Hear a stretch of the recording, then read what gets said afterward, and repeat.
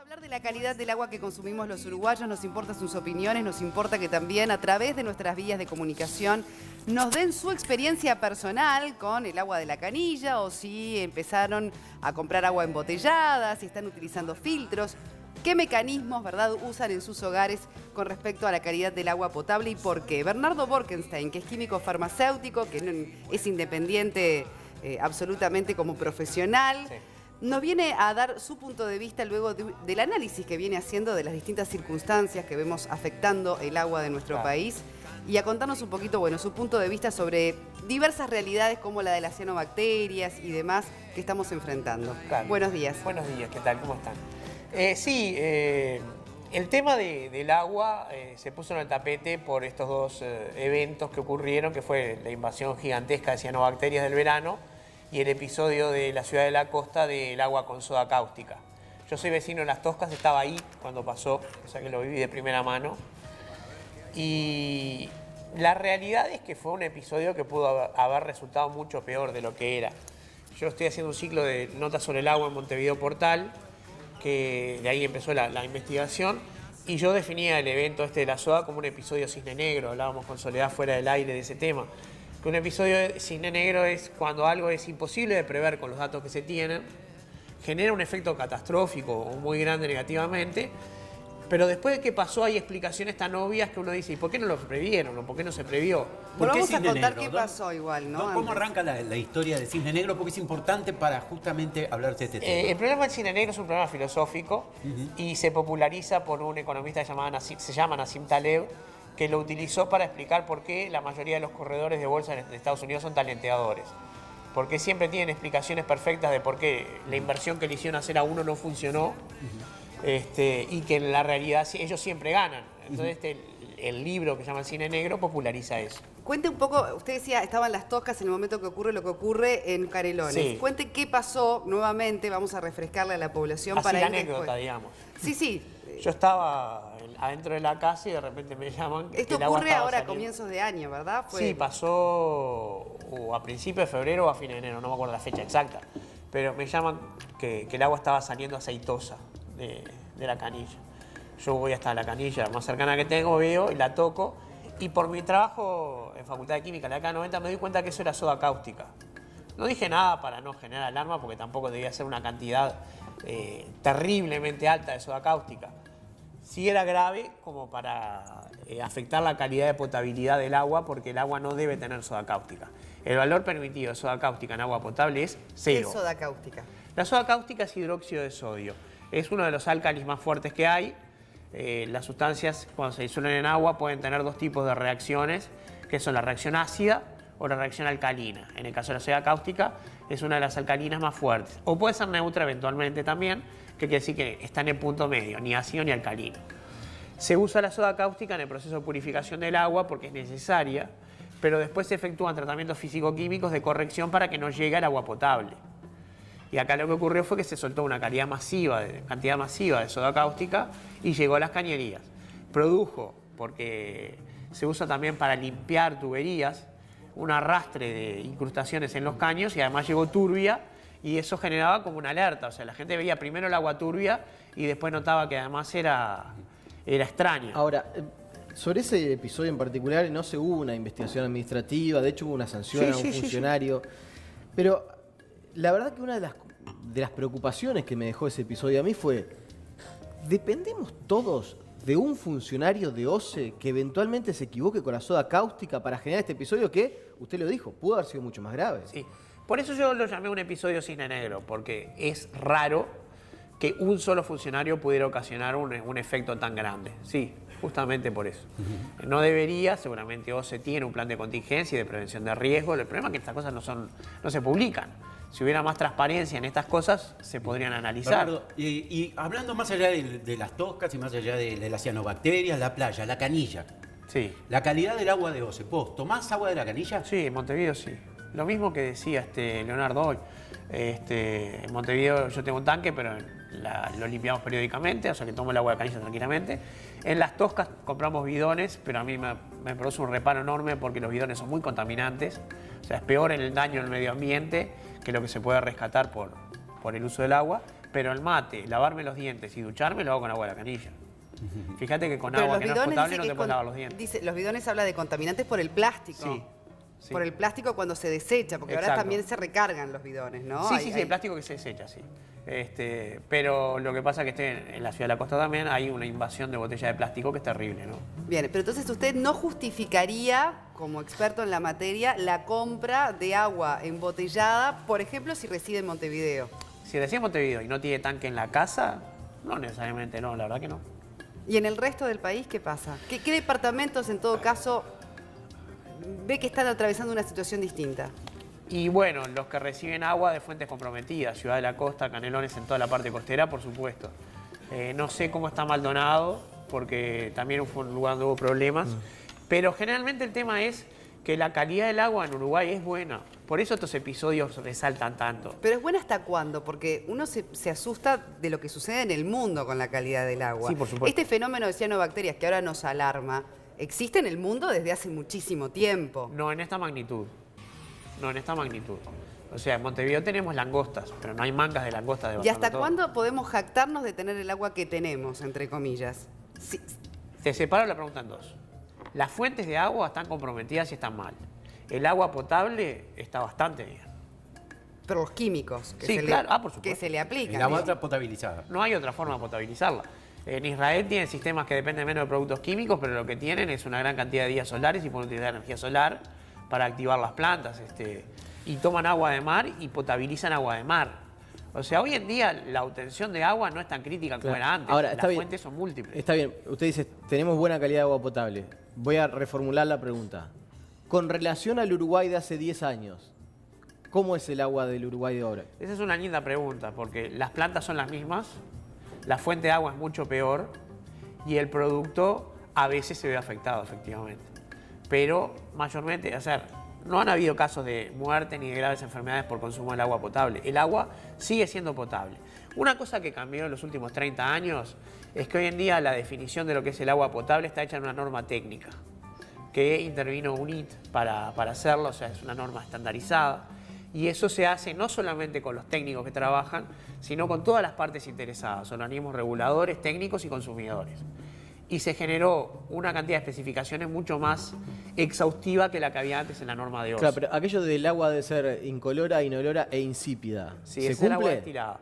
El agua potable tiene que tener un sabor levemente mineralizado. No es tan insípida como el agua destilada. Sí, se cumple. Sí, a veces hay olor a cloro, pero eso es inevitable por el tamaño de las... Después hablaremos también del impacto del cloro y de Sí. todos los químicos a largo plazo quizás en el organismo. Exacto. Pero momento de leer algunos mensajes también de los televidentes que hablan de sus experiencias personales con el consumo del agua. Adelante. Tenemos, por ejemplo, a ver si lo podemos ver los mensajes. El de María que dice, buen día, en casa tomamos agua de bidón. El agua de la canilla tiene gusto a cloro. Es importante que nos cuenten desde dónde nos escriben porque también vamos comparando geográficamente las experiencias. Alicia dice, buen día, soy del Cerro.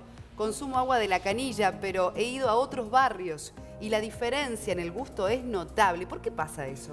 Y porque a Esas medida que diferencias. el agua va circulando por kilómetros de cañería va perdiendo cloro. Cuanto más cerca estás de la fuente de bombeo, más cloro tiene. Más cloro tiene. Cuando yo te preguntaba sobre el evento Cisne Negro, hacía referencia justamente a que todos los cines en el mundo eran blancos hasta que los europeos llegan a Australia y encuentran que hay un cisne negro.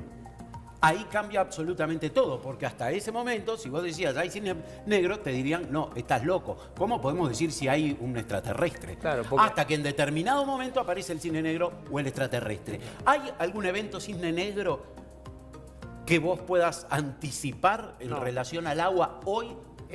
Por definición, un evento cine negro no se puede anticipar. Problemas varios. Si las fuentes de agua no se empiezan a tratar con cuidado, los ríos, arroyos y espejos de agua, vamos a tener problemas porque el Estado no está en condiciones de modernizar la planta y llevarla a una planta siglo XXI. O sea, hace rato que se está pidiendo que se reinvierta y que se actualicen los sistemas. O sea, o se trabaja muy bien, pero trabaja con lo que tiene. Y entre la calidad del agua embotellada y la calidad del agua de la canilla, Sí, la embotellada es mejor. ¿es mejor? Sí, claro. ¿Y qué pasa con estos químicos? Igual tiene conservantes el agua embotellada. No. No tiene. No, porque el agua es procesada, ahí sí, por tratamientos físico-químicos principalmente, pero ya parten de agua, si no es mineral, del agua de la canilla, que ya es muy buena. Bueno, y esos químicos para potabilizar el agua, que es la que recibimos de la canilla, Sí. ¿tiene alguna consecuencia a largo plazo en el No, son organismo, el retirados uso del completamente. cloro? El cloro es una cosa y los químicos de purificación son otra. Los químicos de purificación son retirados del agua antes de que llegue a las redes de consumo. El cloro se agrega para mantener la potabilidad a lo largo de las cañerías, porque adentro de las cañerías es inevitable, crecen algas, hay microorganismos y el agua se defiende de ellos con el cloro. O sea, el cloro es inevitable, no se puede sacar. En algunos países más desarrollados lo que tienen es estaciones donde pasan rayos ultravioleta que también esterilizan el agua, pero es una tecnología que no es buena. ¿Y el filtro para qué sirve? El filtro... Porque se ha comprado mucho, ha habido una demanda importante de, Sí, por de supuesto. compra de filtros. Pero ahí también ha habido una propaganda importante y una actividad de los que venden filtros para que se instale una paranoia que a mi juicio no está justificada. Está bien, pero el filtro queda sucio. Sí, por supuesto. Sí, pero a ver. No queda, uno pone el filtro, no queda el filtro blanco, ¿Pero qué cristalino. filtra el filtro entonces, para entenderlo de forma clara? El filtro, hay distintos tipos. El filtro que es solo de papel saca las partículas más grandes. Partículas de polvo, pelusa, cosas que vienen suspendidas en el agua, porque como decía, se arrastran del caño. Y por eso se pone tan feo con el tiempo. Pero a medida que el filtro ese se va tupiendo, es lo que se llama así, porque los poros más chicos se van tapando, crecen bacterias ahí. Esos filtros deberían ser tratados cada tanto tiempo o cambiados con una gran frecuencia. Hay otros que tienen distintos procesos, tienen carbón activado, tienen otras estaciones dentro, que el filtro triple es el mejor. El que sale de ahí, el agua es perfecta. Bueno, y la última pregunta está vinculada al tema cianobacterias, Sí, por porque ha sido el tema de este verano. Vemos hablar. que no mejora, que la situación de cianobacterias sigue afectando Empeora. incluso playas que son sagradas para el turismo en nuestro país. ¿Qué va a pasar con este fenómeno y de quién es realmente la responsabilidad desde su punto de vista de esta situación? ¿O de Bueno. quiénes? No es una respuesta breve. O sea, porque, como dicen en el fútbol, esto es un fenómeno multicausal. Hay un gran problema que es que los vecinos, Argentina y Brasil, tratan el agua peor que nosotros y los tributarios del río Uruguay vierten cualquier cantidad de contaminantes al río Negro y al río Paraná y eso llega al río de la Plata. Eso por un lado no lo podemos manejar, no está dentro de Uruguay. Pero hay otro problema que sí lo podemos manejar y es que algunos agricultores hacen un uso inescrupuloso de los agroquímicos que se dividen someramente en agrotóxicos para controlar plagas y fertilizantes que son el que genera el problema de las cianobacterias. Sin control. Debería haber control, pero lo que pasa que es como lo que hablan ustedes hoy del BPS, digo, ¿hasta dónde podés controlar? Con drones, toda la superficie del campo no se puede controlar. Y sin drones es peor todavía.